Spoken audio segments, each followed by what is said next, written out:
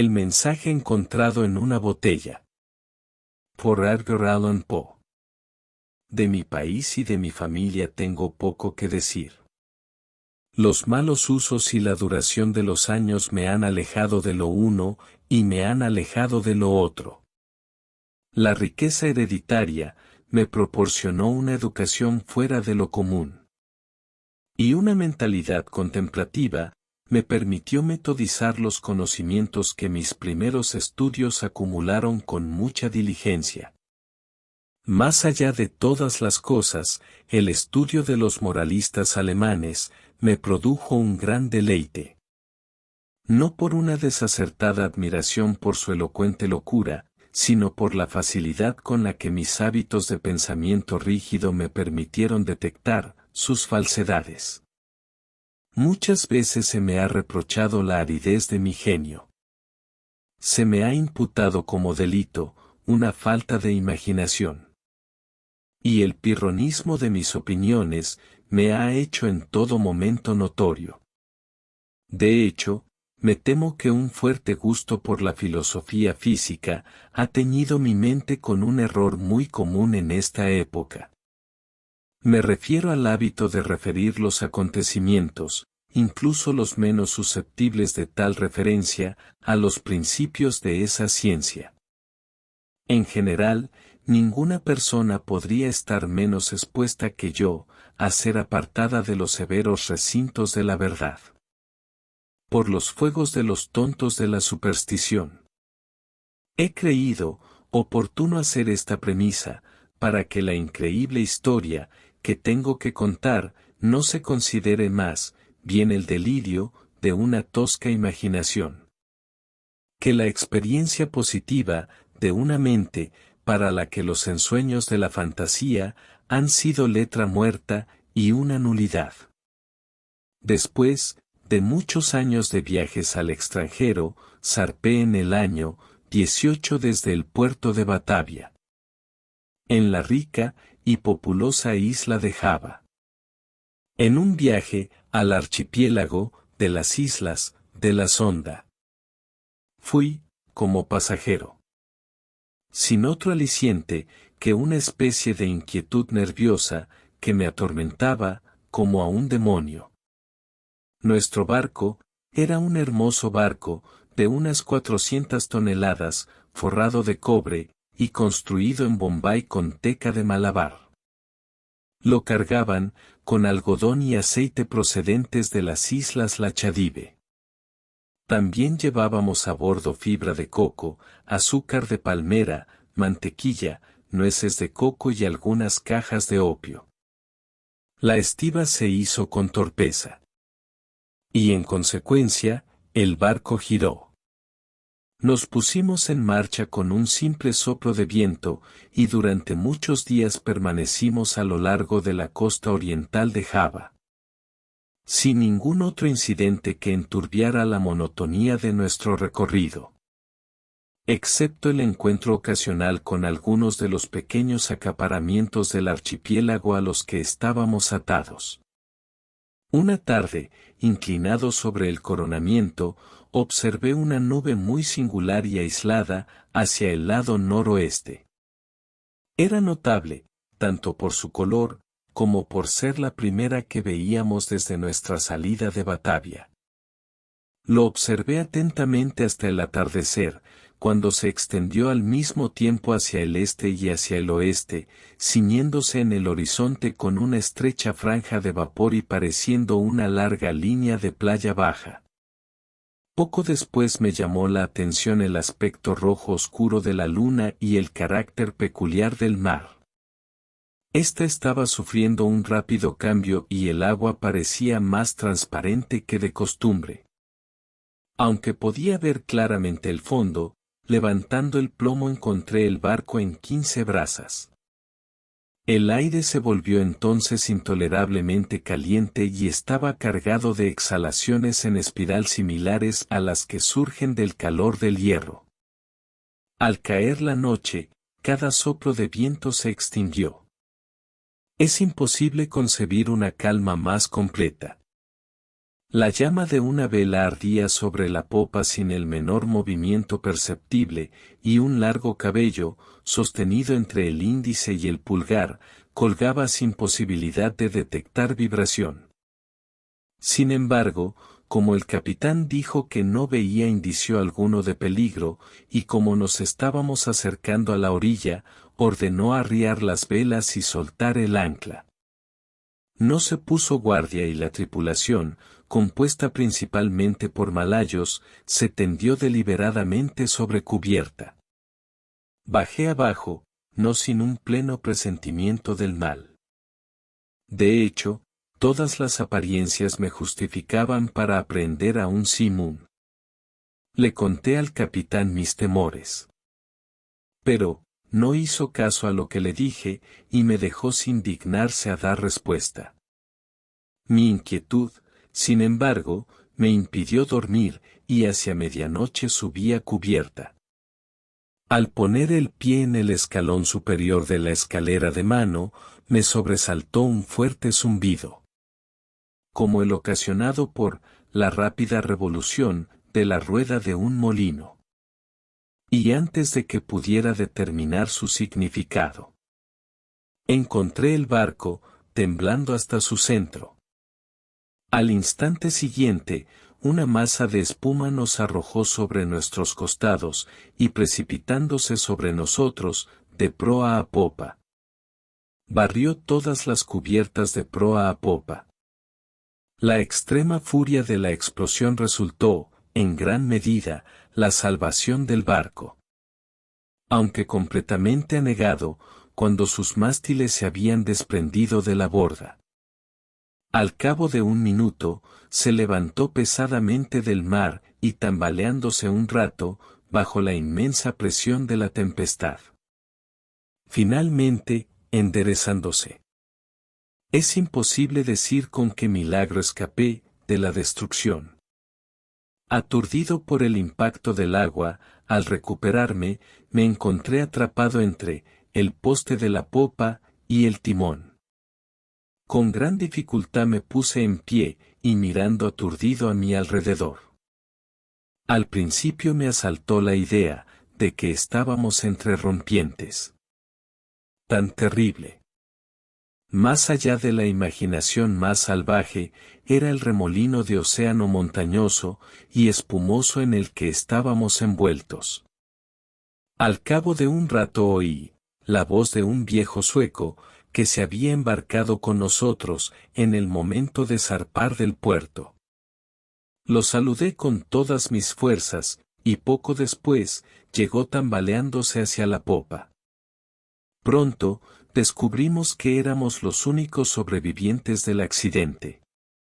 Todos los que estaban en cubierta, a excepción de nosotros, habían sido arrastrados por la borda. El capitán y los oficiales debieron morir mientras dormían. Porque los camarotes estaban inundados de agua. Sin ayuda, poco podíamos esperar para la seguridad del barco. Y nuestros esfuerzos al principio quedaron paralizados. Por la momentánea expectativa de hundirnos. Nuestro cable, por supuesto, se había partido como el hilo de una mochila, con el primer soplo del huracán. O de lo contrario nos habríamos visto abrumados. Instantáneamente. Avanzamos con espantosa velocidad por el mar, y el agua nos abría claras brechas. La estructura de nuestra popa estaba excesivamente destrozada, y en casi todos los aspectos habíamos recibido daños considerables. Pero, para nuestra gran alegría, descubrimos que las bombas estaban desbloqueadas. Y que no habíamos movido mucho el lastre. La furia principal de la explosión ya había pasado, y temíamos poco peligro por la violencia del viento. Pero, esperábamos con consternación su cese total. Creyendo bien que, en nuestra condición destrozada, inevitablemente, pereceríamos en el tremendo oleaje que se produciría. Pero, No parecía probable que este justo temor fuera a ser verificado pronto. Durante 5 días y 5 noches enteras, durante las cuales nuestra única subsistencia fue una pequeña cantidad de palmera de azúcar, conseguida con gran dificultad en el castillo de proa. El casco voló a una velocidad que desafiaba cualquier cálculo. Antes de que se sucedieran rápidamente ráfagas de viento que, sin igualar la primera violencia del Simoon, fueron aún más terribles que cualquier tempestad que hubiera enfrentado antes. Nuestro rumbo durante los primeros 4 días fue, con pequeñas variaciones, por el sureste y por el sur. Y debimos haber corrido por la costa de New Holland. Al 5.º día el frío se hizo extremo, aunque el viento había girado un punto más hacia el norte. El sol salió con un brillo amarillo enfermizo, y se elevó unos pocos grados sobre el horizonte, sin emitir ninguna luz decisiva. No se veían nubes, pero el viento iba en aumento y soplaba con furia intermitente e inestable. Hacia el mediodía, según lo que podíamos suponer, nuestra atención fue nuevamente atraída por la aparición del sol. No emitía luz propiamente dicha, sino un resplandor apagado y sombrío, sin reflejos, como si todos sus rayos estuvieran polarizados. Justo antes de hundirse en el turgente mar, sus fuegos centrales se apagaron repentinamente, como si algún poder inexplicable los hubiera extinguido apresuradamente. Era un borde oscuro, parecido a una astilla, solo, mientras se precipitaba hacia el océano insondable. Esperamos en vano la llegada del 6.º día. Ese día a mí aún no me había llegado, pero al sueco nunca le llegó. A partir de entonces nos vimos envueltos en una oscuridad irregular, de modo que no habríamos podido ver ningún objeto a 20 pasos del barco. La noche eterna seguía envolviéndonos. Sin el brillo fosfórico del mar al que estábamos acostumbrados en los trópicos. Observamos también que, aunque la tempestad continuaba rugiendo con incesante violencia, ya no se podía descubrir la habitual apariencia de oleaje o espuma que hasta entonces nos había acompañado. Todo a su alrededor era horror. Una espesa oscuridad y un negro y sofocante desierto de ébano. El terror supersticioso se fue introduciendo poco a poco en el espíritu del viejo sueco. Y mi propia alma quedó envuelta en un silencioso asombro. Descuidábamos todo cuidado del barco. Por considerarlo peor que inútil, y asegurándonos lo mejor posible al muñón del mástil de mesana. Contemplamos amargamente el mundo del océano. No teníamos medios para calcular el tiempo. Ni podíamos hacernos una idea de nuestra situación. Sin embargo, éramos muy conscientes de que habíamos navegado más hacia el sur que cualquier otro navegante anterior. Y sentimos gran asombro al no encontrar los impedimentos habituales del hielo. Mientras tanto, cada momento amenazaba con ser el último. Cada ola montañosa se apresuraba a abrumarnos. El oleaje superó todo lo que había imaginado posible. Y que no fuéramos enterrados instantáneamente es un milagro. Mi compañero habló de la ligereza de nuestra carga y me recordó las excelentes cualidades de nuestro barco. Pero no pude evitar sentir la absoluta desesperanza de la esperanza misma.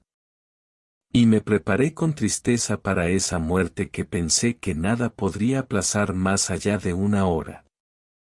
Mientras, con cada nudo que hacía el barco, la hinchazón de los estupendos mares negros se hacía más grande. Lamentablemente espantoso. A veces nos quedábamos sin aliento a una altura más allá del albatros. A veces nos mareábamos por la velocidad de nuestro descenso a algún infierno acuoso, donde el aire se estancaba y ningún sonido perturbaba el sueño del kraken.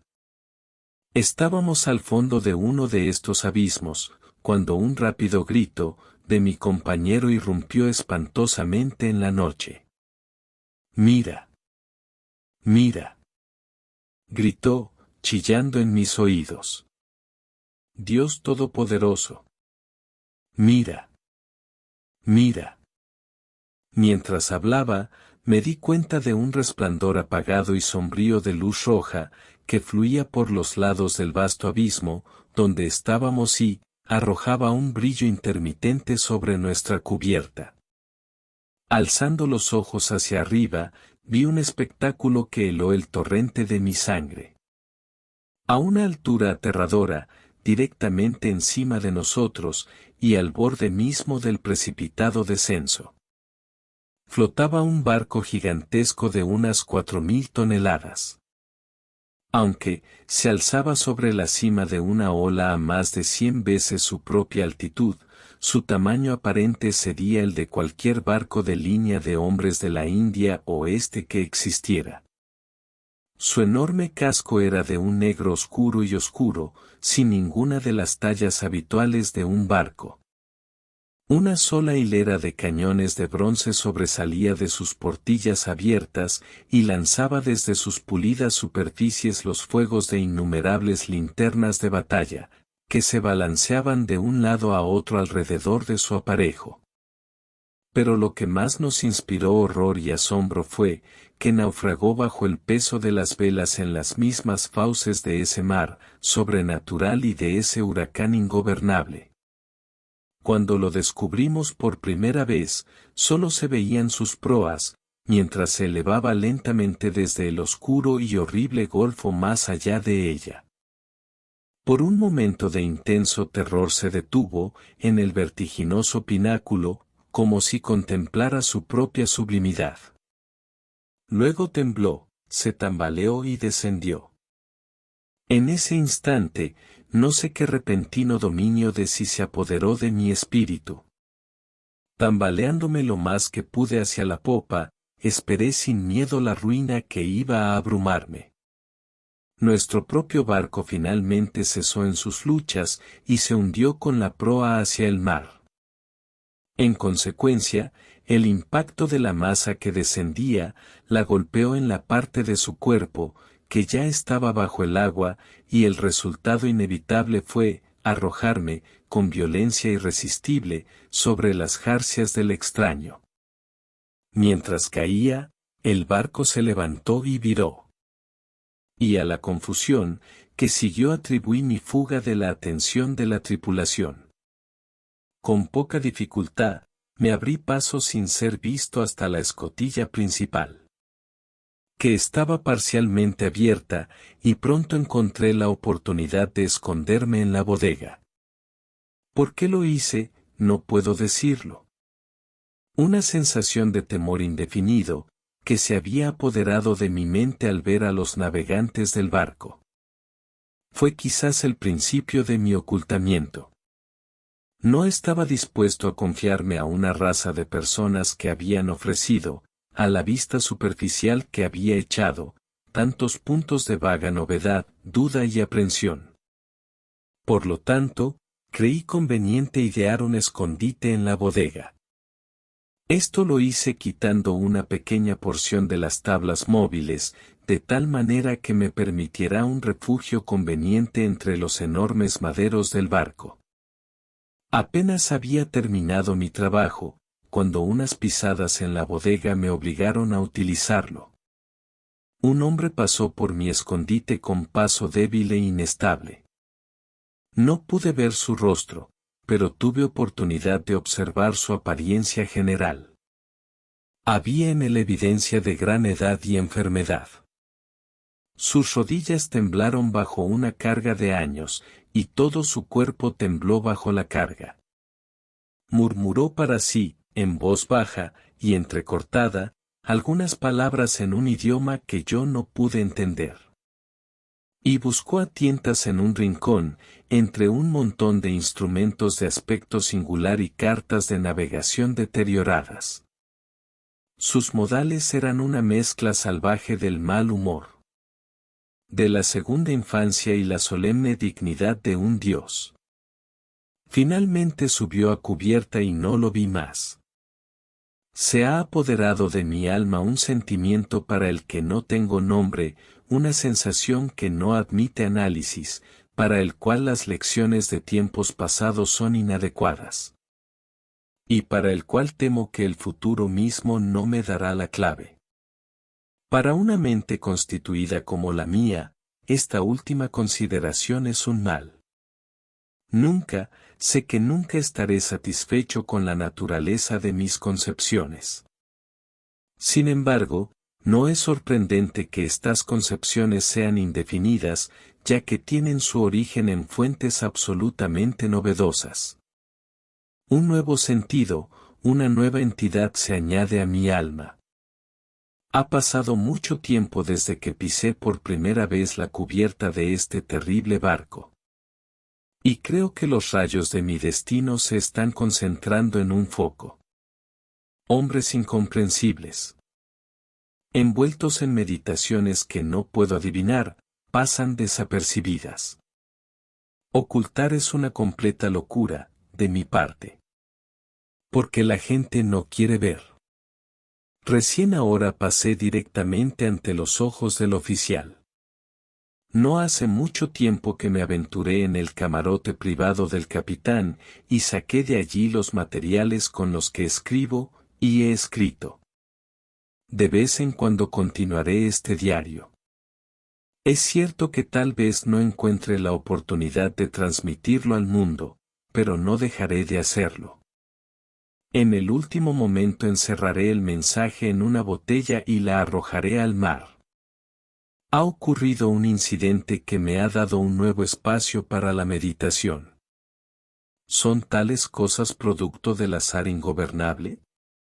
Me aventuré a subir a cubierta y me arrojé, sin llamar la atención, entre un montón de cosas de ratlín y velas viejas, en el fondo de la yola. Mientras reflexionaba sobre la singularidad de mi destino. Sin darme cuenta unté, con un pincel de alquitrán los bordes de una vela cuidadosamente doblada, que yacía cerca de mí, sobre un barril. La vela de clavos está ahora inclinada sobre el barco, y los toques irreflexivos del pincel se extienden en la palabra descubrimiento. Últimamente he hecho muchas observaciones sobre la estructura del barco. Aunque está bien armado, no creo que sea un barco de guerra. Su aparejo, construcción y equipamiento en general, todo ello desmiente una suposición de este tipo. Lo que no es, lo puedo percibir fácilmente, lo que es, me temo, es imposible decirlo. No sé cómo es, pero al escudriñar su extraño modelo y su singular forma de palos, su enorme tamaño y sus trajes de lona demasiado grandes. Su proa severamente simple y su popa anticuada, de vez en cuando pasa por mi mente una sensación de cosas familiares. Y siempre se mezcla con sombras tan confusas de recuerdos. Un recuerdo inexplicable de viejas crónicas extranjeras y de épocas lejanas. He estado mirando las maderas del barco. Está construida con un material que desconozco. Hay un carácter peculiar en la madera que me parece que la hace inadecuada para el propósito al que se le ha aplicado. Me refiero a su extrema porosidad, considerada independientemente del estado carcomido que es consecuencia de la navegación en estos mares. Y aparte de la podredumbre propia de la edad. Quizás parezca una observación demasiado curiosa, pero esta madera tendría todas las características del roble español, si el roble español se distendiera por algún medio no natural. Al leer la frase anterior, me viene a la memoria un curioso apotegma de un viejo navegante holandés, curtido por la intemperie. Es tan seguro, Solía decir cuando se albergaba alguna duda sobre su veracidad, tan seguro como que hay un mar donde el barco mismo, crecerá en volumen como el cuerpo vivo del marinero. Hace aproximadamente una hora, me atreví a meterme entre un grupo de la tripulación. No me prestaron ninguna atención y, aunque estaba en medio de todos ellos, parecían completamente inconscientes de mi presencia. Al igual que el que había visto por primera vez en la bodega, todos tenían las marcas de una vejez canosa. Sus rodillas temblaban de flaqueza. Sus hombros estaban doblados por la decrepitud. Sus pieles arrugadas vibraban con el viento. Sus voces eran bajas, trémulas y quebradas. Sus ojos brillaban con el legaño de los años. Y sus cabellos grises ondeaban terriblemente en la tempestad. A su alrededor, en cada parte de la cubierta, había dispersos instrumentos matemáticos de la construcción más curiosa y obsoleta. Hace algún tiempo mencioné la curvatura de una vela de clavos. Desde entonces, el barco, arrastrado por el viento, ha continuado su terrible rumbo hacia el sur. Con cada jirón, de lona amontonado sobre él, desde los ejes hasta las botavaras inferiores de las velas, y balanceando a cada momento su juanete. Se lanza al infierno de agua más espantoso que pueda imaginarse en la mente de un hombre. Acabo de abandonar la cubierta, donde me resulta imposible mantener el equilibrio. Aunque la tripulación parece experimentar pocos inconvenientes. Me parece un milagro, de milagros, que nuestra enorme masa, no sea devorada de una vez y para siempre. Seguramente estamos condenados a flotar continuamente al borde de la eternidad, sin dar un último salto al abismo. Desde olas 1000 veces más estupendas que cualquiera que haya visto jamás. Nos deslizamos con la facilidad de una gaviota flechada. Y las aguas colosales levantan sus cabezas sobre nosotros como demonios de las profundidades. Pero, como demonios confinados a simples amenazas y prohibidos de destruir. Me veo obligado a atribuir estas frecuentes fugas a la única causa natural que puede explicar tal efecto. Debo suponer que el barco se encuentra, bajo la influencia de alguna corriente fuerte, o de una impetuosa resaca. He visto al capitán cara a cara, en su propio camarote. Pero, como esperaba, no me hizo caso. Aunque en su apariencia no hay, para un observador casual, nada que pueda hablar de él más o menos que de un hombre. Aún así, un sentimiento de incontenible reverencia y asombro se mezclaba con la sensación de asombro con la que lo miraba. En estatura es casi de mi altura. Es decir, unos 5 pies y 8 pulgadas. Tiene un cuerpo bien formado y compacto, ni robusto ni notablemente distinto. Pero, es la singularidad de la expresión la que reina en el rostro. Es la intensa, la maravillosa, la emocionante evidencia de la vejez, tan absoluta, tan extrema, lo que excita en mi espíritu un sentido, un sentimiento inefable. Su frente, aunque poco arrugada, parece llevar la huella de una miríada de años. Sus canas son registros del pasado. Y sus ojos más grises son sibilas del futuro. El suelo de la cabina estaba cubierto de extraños folios, con cierres de hierro, instrumentos científicos desmoronados, y mapas obsoletos y olvidados hace mucho tiempo. Tenía la cabeza inclinada sobre las manos, y estudiaba minuciosamente, con ojos fieros e inquietos, un documento que tomé por encargo y que, en todo caso, llevaba la firma de un monarca. Murmuró para sí mismo, al igual que el primer marinero, que vi en la bodega, unas sílabas bajas y malhumoradas de una lengua extranjera. Y aunque el que hablaba estaba cerca de mi codo, su voz parecía llegar a mis oídos desde una distancia de 1 milla. El barco y todo lo que hay en él están imbuidos del espíritu de vejez. La tripulación se desliza de un lado a otro como fantasmas de siglos enterrados. Sus ojos tienen un significado ansioso e inquieto. Y cuando sus dedos se interponen en mi camino bajo el salvaje resplandor de las linternas de batalla, siento como nunca me he sentido antes.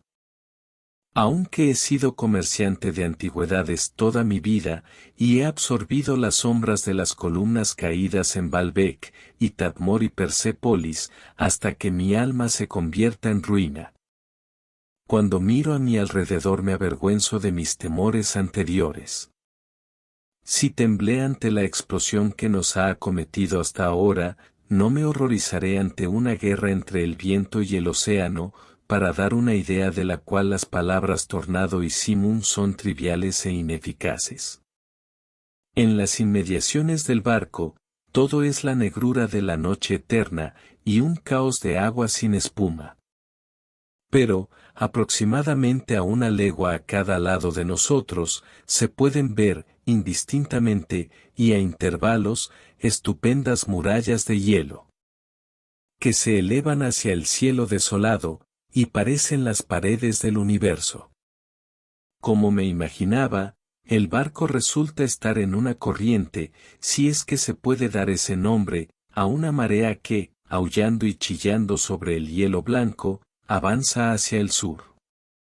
Con una velocidad, como el precipitado de una catarata.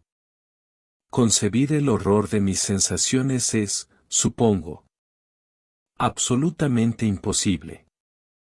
Sin embargo, la curiosidad por penetrar los misterios de estas terribles regiones, predomina incluso sobre mi desesperación. Y me reconciliará con el aspecto más espantoso de la muerte.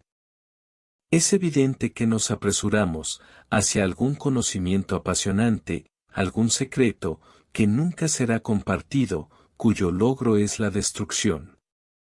Quizás esta corriente nos lleve hasta el propio Polo Sur. Hay que confesar que una suposición aparentemente tan descabellada, tiene todas las probabilidades a su favor. La tripulación, recorre la cubierta con paso inquieto y trémulo. Pero, en sus rostros hay una expresión más del afán, de la esperanza, que de la apatía de la desesperación. Mientras tanto, el viento todavía sopla en nuestra popa, y mientras llevamos una multitud de velas, a veces el barco se levanta del mar. ¡Oh, horror sobre horror!